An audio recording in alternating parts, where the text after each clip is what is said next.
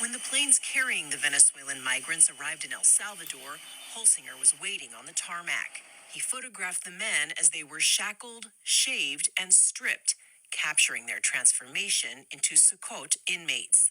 Holsinger wrote about the experience in an article for Time magazine. Some of those photos have been published or televised elsewhere, but most of what he shared with 60 Minutes has never been seen before. As soon as they came to the door, they're greeted by a sea of black-clad, masked police and riot gear. This is a typical face of the Venezuelans. These are eyes that are asking lots of questions. Where am I? What's happening? What's going to happen to me? A lot of fear in these faces. Their appearance was different than anything I had seen. Literally like they'd just come off the street. They were all in nice clothes. They move them fast and hard, and they intentionally want them to feel that they're powerless. They grab them in the neck, march them down the stairs, and it's rapid and fast and painful.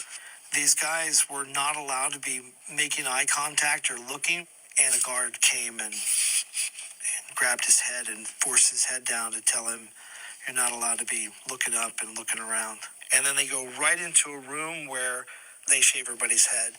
And they don't shave their heads, tenderly. The guards are just, fast, rapido. So some of them are nicking their heads. This man really grabbed my attention. He may be a criminal. He may be innocent. He may be a father. I don't know his story at all, but I know his eyes. He didn't fight. Hopelessness just gave in. One of the Venezuelans who caught Holsinger's attention was this man, who 60 Minutes has now identified as Andre Hernandez Romero.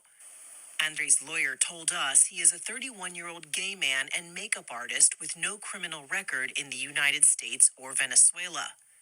So this is a young man that I had followed from the bus who was exclaiming that he was soy gay and saying that he was innocent. And he was, being slapped every time he would speak up, but he just, like he couldn't help himself. Then he started praying and calling out, literally crying for his mother. His crying out for his mother really, touched me. I'm saying prayers for all those who have been wrongfully deported.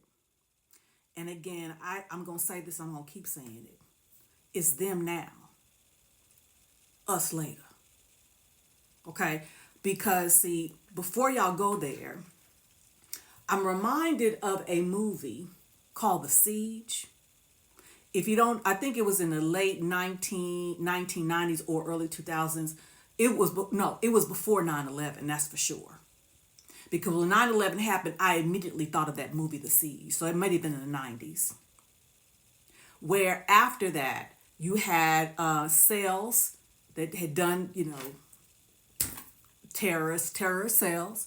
And the movie starred Denzel Washington and Annette Bening.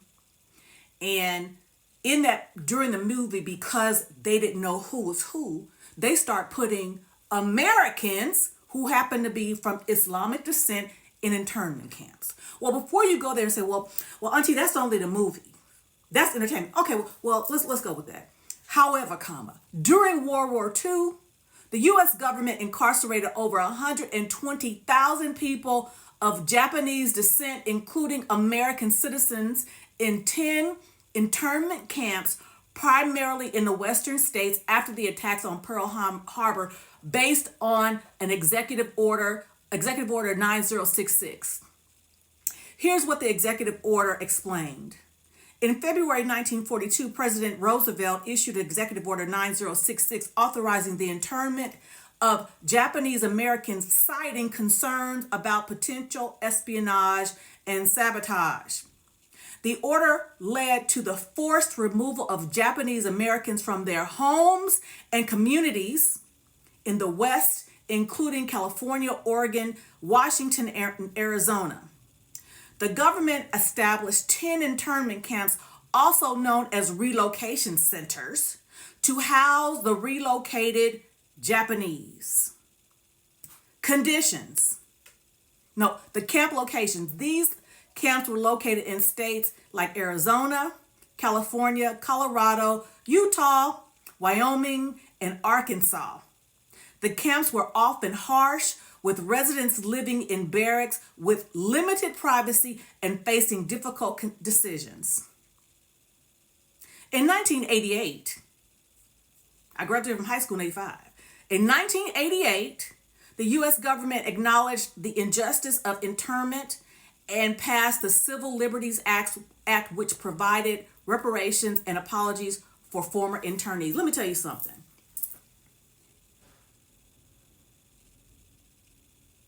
It's a matter of time. Y'all playing. It's the willful ignorance for me. And let me tell you something.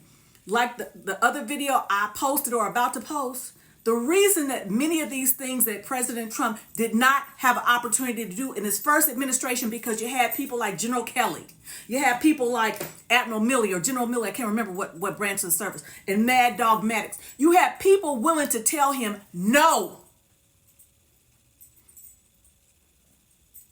You have people willing to tell him no. But now we don't have that. We had people willing to say, this is unlawful, this is unconstitutional, but now we don't. So he like, who gonna check me, boo? That's what he's saying to us. And we just sitting here, well, it's harsh now, but it's gonna be for our betterment later. Okay. I hope you're right. I hope I'm wrong. But right now, I'm not thinking so.